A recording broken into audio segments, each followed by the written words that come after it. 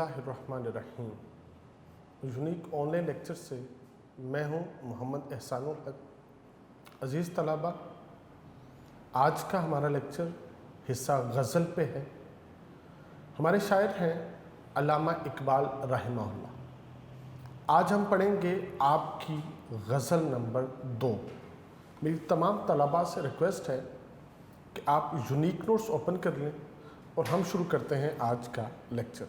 अज़ीज़ तलबा, अल्लामा इकबाल रहमतुल्लाह अलैह की दूसरी गज़ल का पहला शेर है, न तख्तो ताज में न लश्कर सिपाह में है, जो बात मर्दे कलंदर की बारगाह में। अल्लामा इकबाल बड़ा खूबसूरत मौजू यहाँ पे बांध रहे हैं। आप फरमाते हैं, दो गिरोह होते हैं, एक तख्तो ताज वालों का और एक लश्कर सिपाह वालों का, जो बड़ी ताकत के मालिक होते हैं, बड़े इख्तियारात के मालिक होते हैं। कहते हैं कि दोनों गिरोह में वो मज़ा ही नहीं है, वो बात ही नहीं है, वो लुत्फ़ ही नहीं है, जो बात मर्दे कलंदर की बारगाह में। जो बात कहाँ पे है? कलंदर की बारगाह में। जो लुत्फ़ कहाँ पे है? कलंदर की बारगाह में। जो मज़े कहाँ पे है? कलंदर की बारगाह में। जो सरूर, जो कैफ कलंदर की बारगाह में है, वो आपको शाहों के दरबार में नहीं मिल सकता। अजीज़ तलबा, हम देखते हैं दुनिया में जो तख्तो ताज वाले होते हैं, जो MPA MNA होते हैं, या जिनके पास हकूमत होती है, इक़्तिदार होता है, इख्तियार होता है, वो मिनिस्टर्स होते हैं, वो वज़ीर मशीर होते हैं, वो मुल्क के वज़ीर आज़म सदर होते हैं। इकबाल कहते हैं इनके पास कुछ भी नहीं है, जो है सब कलंदर की बारगाह में। फिर कहते हैं जो लश्करों सिपाह वाले हैं, ये जो सोल्जर्स होते हैं, जो जनरल कर्नल होते हैं, जो आर्मी चीफ तक होते हैं, बज़ाहिर तो दुनिया वाले इनके बड़े कुर्ब में जाते हैं। इकबाल कहते हैं मत जाओ इनके पास, कुछ भी नहीं है इनके पास। जो है, जो ताकत और जो कुव्वत मर्दे कलंदर के पास है ना, वो किसी और के पास नहीं है। इस मौजू को समझाने के लिए अबू बिन अदम का बड़ा खूबसूरत वाक़या है कि आपने अपनी बादशाहत को छोड़ा और सहरा की तरफ चल पड़े। आपका बेटा बड़ी मोहब्बत करता है, बेटे अपने वालिद से बड़ी मोहब्बत रखते हैं। उसने अपने अब्बा जान को तलाश करने में कोई कसर ना छोड़ी। एक दिन उसने अपने अब्बा जान को एक जो है ना वो जंगल में तलाश कर लिया। जब अब्बा जान की हालत देखी ना, कि जो बाल हैं वो गर्द से अटे, लिबास तार तार, पाँव भी गर्द से अटे हैं और जूता भी नहीं है, तो उसे अपने बाप की इस हालत को देख के रोना आया और कहा, बाजान वापस चले, ये क्या हुलिया बना रखा है, क्या ठाठ बाट थे आपके। आप तख्त नशीन थे, बादशाह थे, आप एक इशारा करते थे पूरी मुमलिकत आपकी बारगाह में हाजिर हो जाती थी। ये क्या हालत बना ली। कहते हैं बेटा, जो आज बादशाहत मेरे पास है वो कल नहीं थी। बेटा कहता है, अब्बा जान कौन सी बादशाहत आपके पास, जरा अपना हाल तो देखें। तो फिर आप कहते हैं आओ मेरे साथ। दरिया के किनारे पे लेके जाते हैं, अपनी सुई दरिया में फेंकते हैं और दरिया की मछलियों को हुक्म देते हैं मेरी सुई ढूंढ के लाओ। बेशुमार मछलियाँ सोने की सुइयाँ लेके हाजिर हो जाती हैं। आप फरमाते हैं नहीं, वापस जाओ, मेरी सुई लाओ।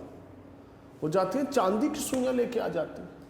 आप फरमाते हैं नहीं, वापस जाओ, मेरी सुई लाओ। एक छोटी सी मछली किनारे पे आती है, आपकी सुई आपकी बारगाह में पेश करती।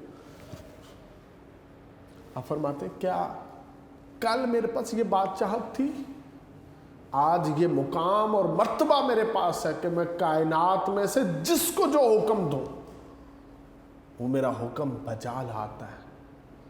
ہم سمجھتے ہیں اختیارات اور قوت کا سرچشمہ حکومت ہے، اور کچھ بھی نہیں ہے۔ اقبال کہتے ہیں ان کے پاس جو ہے مصنوعی تصنع بناوٹ ہے، اور مرد کلندر کے پاس جو ہے اس کی جو شان ہے، اس کی جو شوکت ہے، وہ ہمیشہ کے لیے، اور اس کو یہ دی کس نے ہے؟ خدا نے۔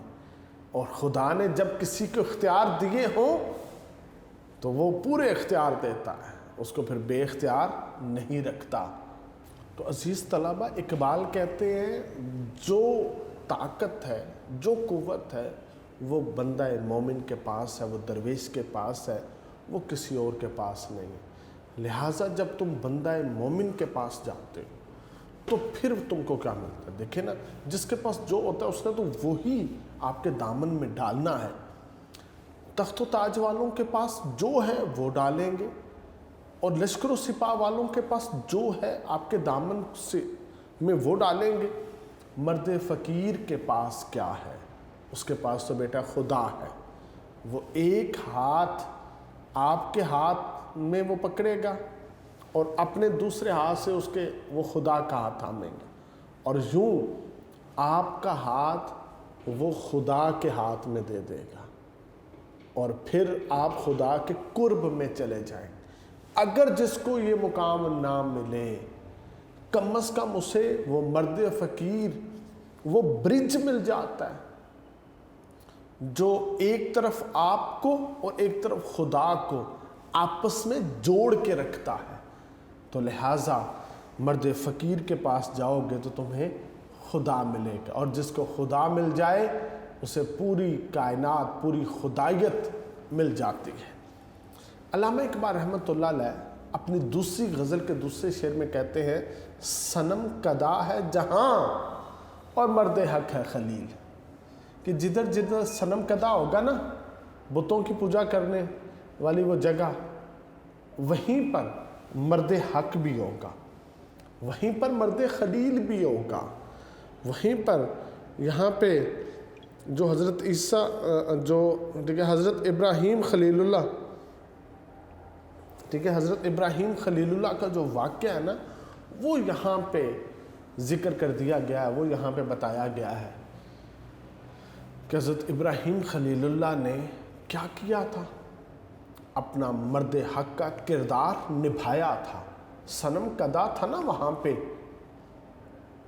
ایک دن سارے میلے میں گئے، آپ صنم کدے میں داخل ہوئے، سارے بتوں کو توڑ دیا، سارے وہ مٹھائیاں اٹھائیں اور وہ بڑے بت کے سامنے رکھ دی، کلہاڑا بھی اس کے کندھے پہ رکھ دیا۔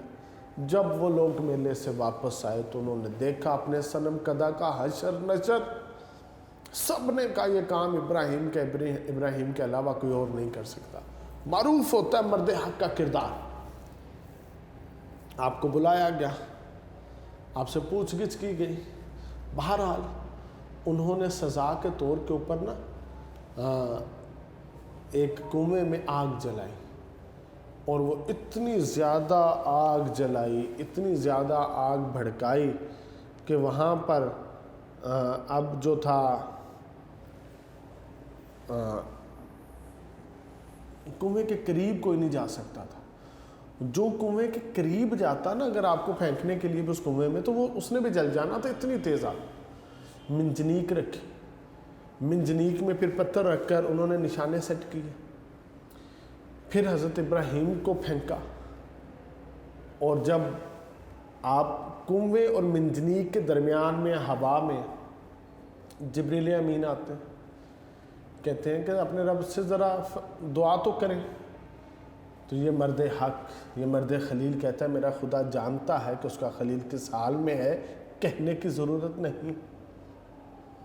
اللہ رب العزت جبریل امین کو حکم دیتے جنتی تخت لا اور میرے خلیل کے کنویں میں گرنے سے پہلے بچھا دے، اور جب حضرت ابراہیم کنویں میں جلوہ گر ہوتے ہیں تو آگ آپ کے لیے گلزار ہو جاتی ہے، آپ اس سے باہر نکلتے ہیں اور سیدھے ان کے سامنے کھڑے ہو جاتے ہیں، بھاگتے نہیں ہیں، اور مرد حق کا نا سامنے سینہ تان کے ان کے سامنے کھڑے۔ تو اقبال کہتے ہیں جدھر جدھر صنم کدا ہے ان کے سامنے مرد حق ضرور ہے، کیونکہ یہ نقطہ وہ ہے کہ پوشیدہ لا الہ میں ہے۔ یہ نقطہ کدھر پوشیدہ ہے؟ لا الہ میں۔ کہاں پوشیدہ ہے؟ جو کلمہ پڑھنے والے۔ تو اقبال کہتے ہیں یہ دنیا بت خانے کی ہے، جہاں پہ حق کا ساتھ دینے والا حضرت ابراہیم علیہ السلام کی طرح زندگی بسر کرتا ہے۔ آپ کو کہتے ہیں اگر تم حق کا ساتھ دو گے تو تم حضرت ابراہیم کے نمونے پر زندگی بسر کرو گے، لہٰذا ڈکلیئر کر دیا گیا کہ تم بہترین امت ہو جو نیکی کا حکم دینے کے لیے اور برائی سے روکنے کے لیے آئی ہے۔ مسلمانوں کا آج کام نیکی کو فروغ دینا ہے، برائی کو روکنا ہے۔ آج مسلمانوں کے کندھوں کے اوپر ذمہ داری ہے کہ انہوں نے بت شکن بننا ہے، انہوں نے بتوں کو توڑنا ہے، انہوں نے بتوں والوں کی حمایت نہیں کرنی، ابراہیم علیہ السلام کا کردار نبھانا ہے۔ اللہ رب العزت آج ہمیں توفیق دے کہ ہم بت بنانے والے نہ بنیں بلکہ بتوں کو توڑنے والے بن جائیں، تاکہ جب میدان حشر ہو تو ہم جس سائیڈ پہ کھڑے ہوں نا وہ حضرت ابراہیم خلیل اللہ کے کردار والوں کی سائیڈ ہو، ہم ان کی صف میں ہوں۔ تو اقبال نے ہمیں یہاں پہ اس بات کا درس دیا ہے، وہی جہاں ہے تیرا جس کو تو کرے پیدا۔ علامہ اقبال رحمۃ اللہ علیہ اپنے تیسرے شعر میں کہتے ہیں کہ وہی جہاں ہے تیرا جس کو تو کرے پیدا، یہ سنگ و خست نہیں جو تیری نگاہ میں ہے۔ اقبال کہتے ہیں کہ یہ جو سنگ پتھر، یہ جو خست اینٹ ہے، جو اینٹ اور پتھر سے بنے ہوئے یہ بلڈنگز، یہ محلات، ٹھیک ہے، یہ گھر، اقبال کہتے ہیں یہ تمہارے نہیں ہیں، تمہارا صرف وہ ہے جس کو تو کرے پیدا۔ وہی جہاں ہے تیرا جس کو تو کرے پیدا۔ انسان بیٹا اس دنیا سے جب جائے گا نا تو خالی ہاتھ جائے گا، یہ سنگ یہ خست اپنے ساتھ نہیں لے کے جائے گا۔ اور مرد فقیر کے بارے میں کہا جاتا ہے کہ وہ اپنا وقت ضائع نہیں کرتا ان چیزوں پہ جو فانی ہوتی ہیں۔ مرد درویش، مرد فقیر کہتے ہیں ہم نہ دنیا کے پیچھے بھاگتے ہیں، نہ دنیا اکٹھی کرتے ہیں، نہ دنیا خریدتے ہیں، نہ دنیا گھر لاتے ہیں، نہ دنیا کی ڈیکوریشنز کرتے ہیں، نہ دنیا کی ڈسٹنگ میں لگے رہتے ہیں، بلکہ ہم کیا کرتے ہیں، ہم ہر لمحے میں صرف اپنے خدا کو راضی کرتے ہیں، اور جس لمحے میں ہم اپنے خدا کو راضی کر لیتے ہیں وہ ہمارا ماضی ہو جاتا ہے۔ پریزنٹ جو لمحہ آتا ہے ہم اس میں بھی صرف اپنے خدا کو راضی کر رہے ہوتے ہیں، اور جب ہم اس دنیا سے جاتے ہیں ہمارا سب کچھ ہمارے ساتھ جاتا ہے۔ مرد درویش کا سب کچھ اس کے ساتھ جاتا ہے، زندگی کا ایک ایک لمحہ، ایک ایک پل۔ اور اسکندر اعظم نے بھی کہا تھا، قارون نے بھی کہا تھا کہ جب ہم مرے نا تو ہمارے ہاتھ کفن سے باہر رکھنا، دنیا کو پتہ چلے کہ آدھی دنیا کا حاکم دنیا سے خالی ہاتھ جا رہا ہے۔ تو یہ سنگ و خست ہمارے نہیں ہے جو ہماری نگاہ میں، ہمارا وہی جہاں ہے جس کو ہم نے پیدا کرنا ہے۔ لیس للانسان الا ما سعی، انسان کے لیے صرف وہ ہے جس کی وہ کوشش کرتا ہے۔ تو علامہ اقبال کے موقف کے مطابق تخلیق کائنات ایک مسلسل عمل ہے، ایسا نہیں ہے کہ ایک ہی وقت میں سب کچھ خلق ہو گیا، بلکہ تخلیق کا یہ عمل مسلسل ہے اور اپنی تکمیل کی طرف جا رہا ہے۔ آپ نے صرف یہاں پر آ کر اپنا کردار ادا کرنا ہے، اپنے حصے کا کام کرنا ہے، کیونکہ اللہ پاک نے سب کو ایک حکمت کے تحت پیدا کیا ہے، اور یہ حکمت صرف وہ جانتا ہے، اس کے علاوہ کوئی اور نہیں جانتا۔ اپنی دنیا آپ پیدا کر، اگر زندوں میں ہے، سر آدم ہے ضمیر کن فکاں ہے زندگی، اور اقبال پھر کہتے ہیں دیار عشق میں اپنا مقام پیدا کر، نیا زمانہ نئے صبح و شام پیدا کر۔ تو اللہ رب العزت ہمیں اقبال کے شعر کے اوپر زندگی بسر کرنے کی توفیق دے۔ آپ شعر نمبر 4 میں کہتے ہیں ماہ و ستارہ سے آگے مقام ہے جس کا، وہ مشت خاک ابھی آوارگان راہ میں ہے۔ بیٹا ماہ کہتے ہیں چاند کو، ستارہ ستارے کو کہتے ہیں۔ یہ جو چاند اور ستارے ہمیں آسمان پہ نظر آتے ہیں نا، بڑے بلند، بڑی دور، اقبال کہتے ہیں ماہ و ستارہ سے آگے، یہ نہیں جو ہمیں یہاں زمین سے بڑی دور نظر آتے ہیں نا، کہتے ہیں نہیں، ماہ و ستارہ سے آگے، اس سے پرے مقام ہے جس کا مقام اس سے پرے ہے، وہ مشت خاک۔ انسان ایک مٹھی بھر مٹی سے بنا نا، تو خاک مٹی کو کہتے ہیں، مشت مٹھی کو کہتے ہیں، وہ مشت خاک، یہ مٹھی بھر مٹی ابھی آوارگان راہ میں ہے۔ خدا نے جس کا مقام ماہ و ستارہ سے آگے رکھا ہے، یہ مشت خاک ابھی آوارگان راہ میں ہے، ابھی یہ بھٹکی ہوئی ہے، یہ بھی آوارگی میں ہے، یہ جو نا لڑکھڑا رہی ہے۔ تو بیٹا ماہ و ستارہ سے آگے آسمان، آسمانوں سے اوپر عرش کرسی، عرش کرسی پر متمکن ہے اللہ رب العزت۔ بندہ مومن صرف قرب الہی چاہتا ہے، اپنا خدا کا قرب چاہتا ہے، اس کی بارگاہ میں حاضری چاہتا ہے۔ تو انسان اور بندہ مومن کا جو مقام ہے نا، وہ تو قرب الہی ہے، وہ تو رضائے الہی ہے، وہ تو محبت الہی ہے۔ تو ہم دنیا کی محبتوں سے کنارہ کش ہو کے ہم صرف محبت الہی میں آگے بڑھتے ہیں، اور یہاں تک بڑھتے ہیں کہ ہم خدا کا قرب پا لیتے ہیں۔ تو اقبال ہمیں یہاں پہ یہی درس دیتے ہیں کہ ہمارا مقام قرب الہی ہے، ہمارا مقام رضائے الہی ہے، مگر ابھی تک ہم بھٹک رہے ہیں، ابھی تک ہم نے جو ہے نا وہ اس طرف چلنا شروع نہیں کیا۔ تو اقبال کے نزدیک جو 3 موضوع یہاں پہ بنتے وہ یہ ہے: انسان کی اپنی ذات، نمبر 2 یہ کائنات، نمبر 3 ان سب کا پیدا کرنے والا، یعنی ہمارا خالق، ہمارا خدا، ہمارا مالک، قادر مطلق۔ انسان جیسے جیسے خود شناسی کی منزل طے کرتا ہے نا، وہ تسخیر کائنات کے مراحل طے کرتا ہے۔ تو اقبال کہتے ہیں ہم ابھی تک آوارگان راہ میں ہے، جس دن ہم نے اس طرف اپنا رخ اختیار کر لیا نا، تو پھر ہم کیا کریں گے؟ ہم سوائے قرب الہی کے کسی اور مقام پہ سمجھوتا اور بھروسہ نہیں کریں گے۔ عزیز طلبہ، علامہ اقبال رحمۃ اللہ علیہ اپنی دوسری غزل کے شعر نمبر 5 میں کہتے ہیں خبر ملی ہے خدایان بحر و بر سے مجھے۔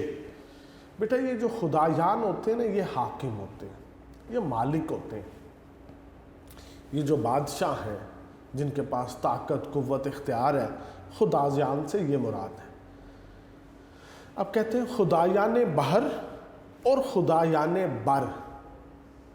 بیٹا جو بحر ہے وہ تو سمندر کو کہتے ہیں، پانی کو کہتے ہیں، بر خشکی کو کہتے ہیں۔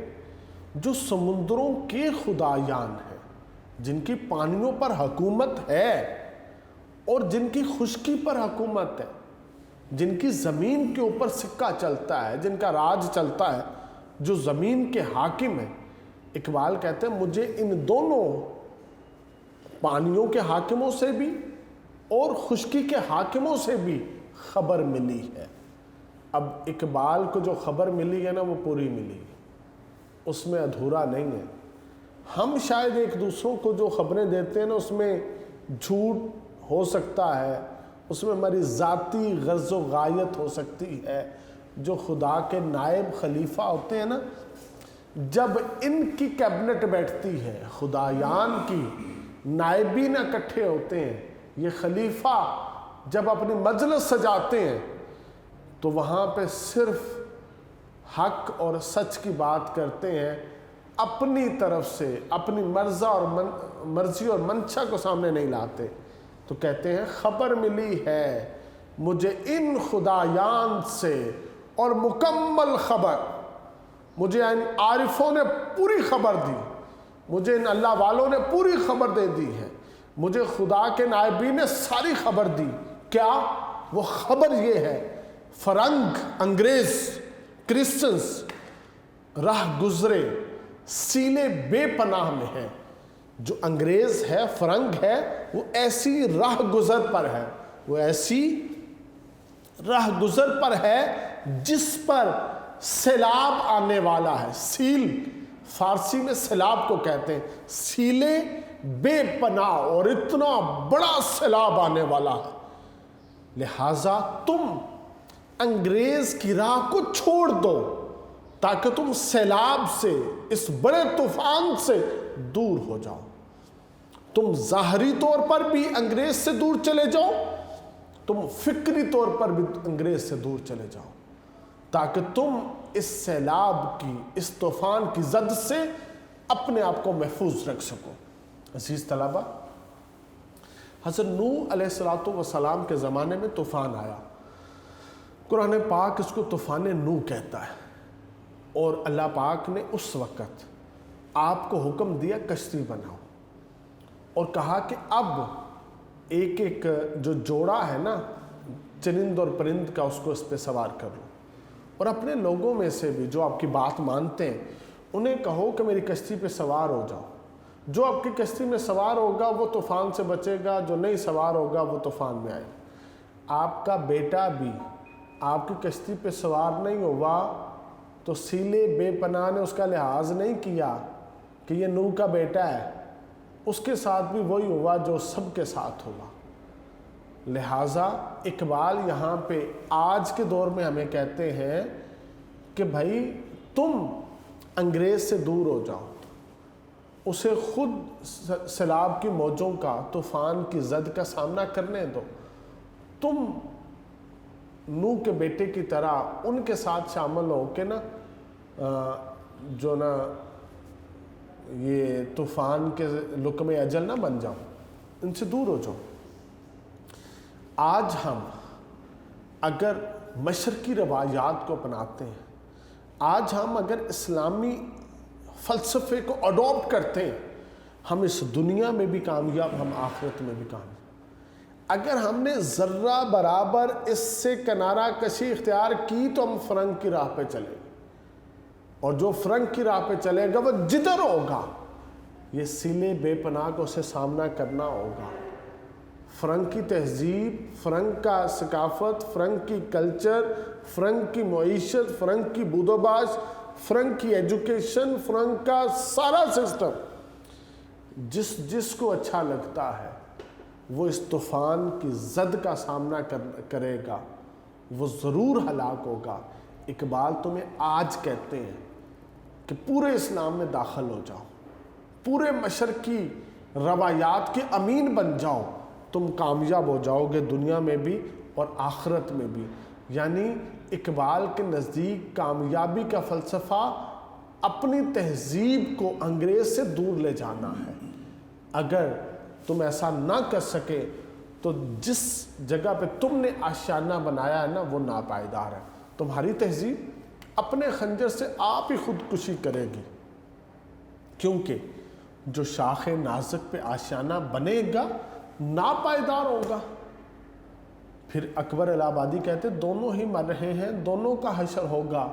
نیٹو جو ہے تو پھر کیا، انگریز ہے تو پھر کیا، ان کا حشر ہوگا.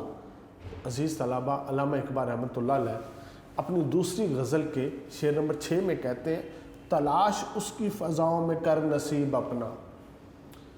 خدا کی فضاؤں میں اپنے نصیب کو اقبال کہتے ہیں تلاش کرو. جہان تازہ میری آہ صبح گاہ میں ہے، نیا جہان تازہ جہان کدھر ہے؟ اقبال کہتے ہیں میری آہ میں ہے.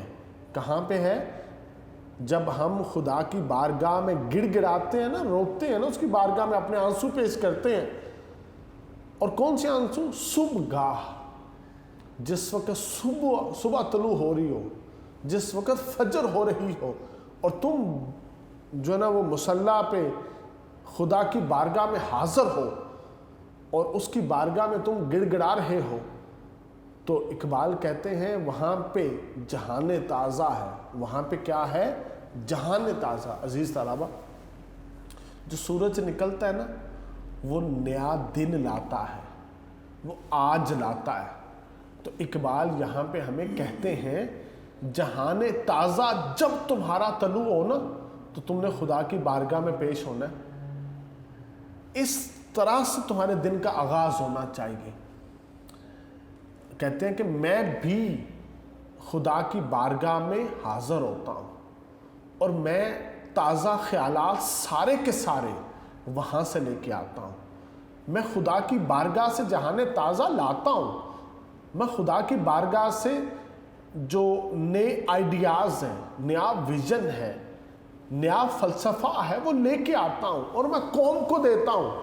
تم سب بھی آہ سحر گاہی کو اڈاپٹ کرو، یہ بہت بڑی اہمیت کی حامل ہے، اور تمہیں سب کچھ خدا سے ملے گا، اور جو وہ دے گا اس کا کسی کے پاس توڑ نہیں ہے۔ قائد اعظم رحمۃ اللہ علیہ نا بیمار ہیں، بوڑھے ہیں، اور ڈاکٹر نے کہہ دیا ہے کہ آپ بیماری کی آخری سٹیج کے اوپر ہیں، اور قائد نے کہا اگر تم چاہتے ہو نا پاکستان بن جائے تو یہ خبر میرے اور تمہارے درمیان رہنا چاہیے، کسی تیسرے کو اس کا علم نہ ہو۔ تو یہ بوڑھا اور بیمار قائد اعظم، آپ کا جو خادم ہے نا وہ کہتا ہے کہ آپ کے کمرے سے نا آدھی رات کے بعد چلنے کی، کھڑاؤں کی آواز آتی۔ وہ جو آپ فرسٹ فلور پہ رہتے تھے، ووڈ کی چھت تھی، جو کھڑائیں ہیں وہ بھی چپل جو ووڈ کی بنی ہوتی ہے، تو وہ چلنے کی آواز آتی۔ تو میں نے روشن دان سے دیکھا کہ ایک جو کتاب ہے جو پڑھی ہے، قائد اس کا تھوڑا سا مطالعہ کرتے ہیں اور گھومتے پھرتے اس پہ غور و فکر کرتے، جب وہ بات سمجھ آتی ہے پھر تھوڑا سا اور اس کتاب سے پڑھتے ہیں، پھر گھومتے پھرتے، جب تھوڑی اور سمجھ آ جاتی ہے پھر اس کتاب سے پڑھتے ہیں۔ کہتے ہیں میں نے، وہ جو آپ کے خادم ہیں وہ کہتے ہیں کہ مجھے تجسس ہوا یہ کون سی کتاب ہے، آدھی رات کو قائد اعظم اٹھ کے اس کا مطالعہ کر رہا اور اس طرح سے مطالعہ۔ کہتے جب میں صبح کمرے میں گیا میں نے دیکھا وہ قرآن پاک تھا۔ قائد اعظم قرآن پاک کا مطالعہ کر کے نا انگریز سے ٹیبل ٹاک کرتے تھے پاکستان کے حصول کے لیے۔ تو عزیز طلبہ، انگریز نے ہمیں جو ہے نا وہ پلیٹ میں رکھ کے پاکستان نہیں دیا تھا۔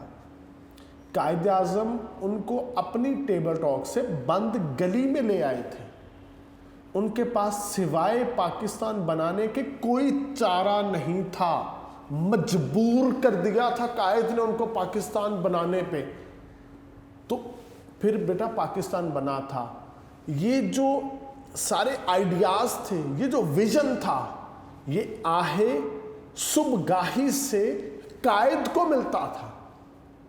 اگر قائد اس دور میں جہان تازہ لے سکتے ہیں، اگر اقبال اس دور میں جہان تازہ خدا سے لے سکتے ہیں، تو آج کا مسلمان بھی جہان تازہ صرف خدا سے اور سحری کے وقت آہ صبح گاہ میں لے سکتا ہے۔ جو آہ صبح گاہ میں جو سو رہا ہوگا اس کے پاس سب کچھ ہو سکتا ہے، جہان تازہ نہیں ہو سکتا، کیونکہ فلسفہ دے دیا من طلب العلا ساحر لیالی، تم میں سے جو بلندی چاہتا ہے، جو عزت چاہتا ہے، جو مقام مرتبہ چاہتا ہے، وہ رات کو جاگا کرے۔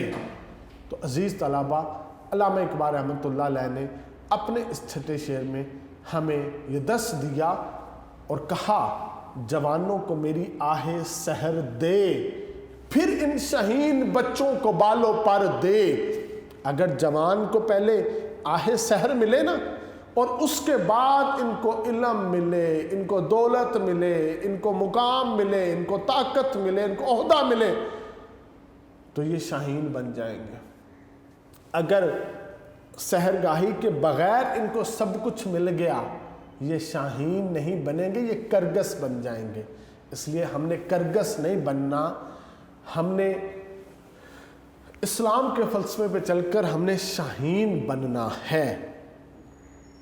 عزیز طلبہ، علامہ اقبال اپنی دوسری غزل کے آخری شعر میں کہتے ہیں، میرے کدو کو غنیمت سمجھ کے بعد آئے نہ مدرسے میں ہے باقی نہ خانقاہ۔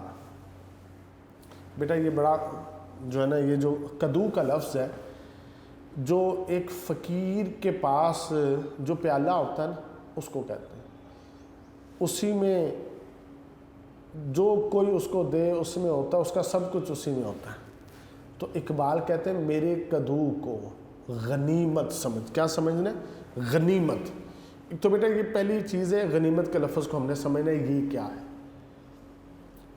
مثال کے طور پہ میں مثال دیتا ہوں، آپ کی والدہ وہ کہیں 2 دن کے لیے وہ کہیں چلی جائیں، اور آپ کا کھانا بنا کے فریج میں رکھ لیں 2 دن کا، آج دوسرا دن ہے، آپ کو بھوک لگی ہے، آپ کا وہ کھانا جو 2 دن پہلے کا بنا کے فریج میں رکھا تھا وہ آپ کے لیے غنیمت ہے۔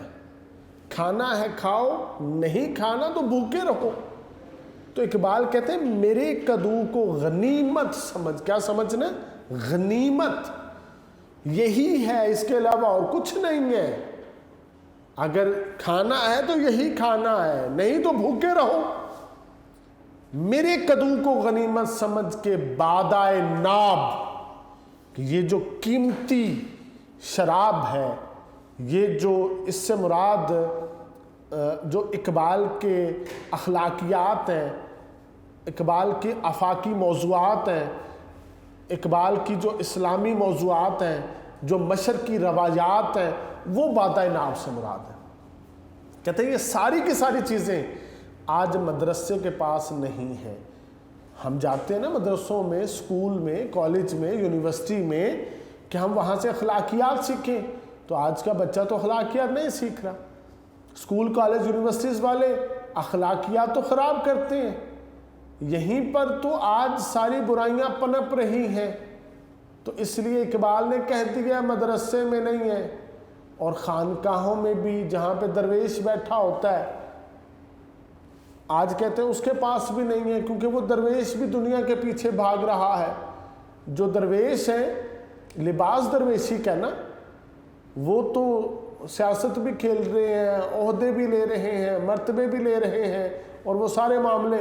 تو اقبال کہتے ہیں آج یہ جو چیز ہے، یہ جو اسلامی تہذیب و تمدن ہے، یہ جو خودی ہے، یہ جو تزکیہ نفس ہے، یہ جو اطاعت الہی ہے، یہ جو ضبط نفس ہے، آج تمہیں اگر ملے گا تو میرے کلام سے ملے گا، میرے اشعار سے ملے گا، میری فکر سے ملے گا، باقی ہر جگہ سے یہ ختم ہو چکی ہے۔ تو اقبال نے بیٹا ہمیں یہاں پہ اس بات کا درس دیا ہے کہ تم دنیاوی شہرت اور ناموری کے طلبگار مت بنو، تم معرفت الہی کے، تم محبت الہی کے، تم علمیت کے، انسانیت کے علم بردار بننا ہے۔ تو میرے اشعار کو سمجھو اور قدر کرو۔ عزیز طلبہ، آج حقیقت بھی ہے، آج دنیا نبی پاک اور قرآن پاک کے بعد سب سے زیادہ research, P H Ds Iqbal اور کلام اقبال پہ کر رہے ہیں۔ لہٰذا ہمیں بھی چاہیے ہم بھی کلام اقبال کی قدر کریں اور اس کی افادیت کو سمجھیں، اس کے موضوعات کو سمجھیں، اور اپنے اندر ایک تبدیلی لے کے آئیں۔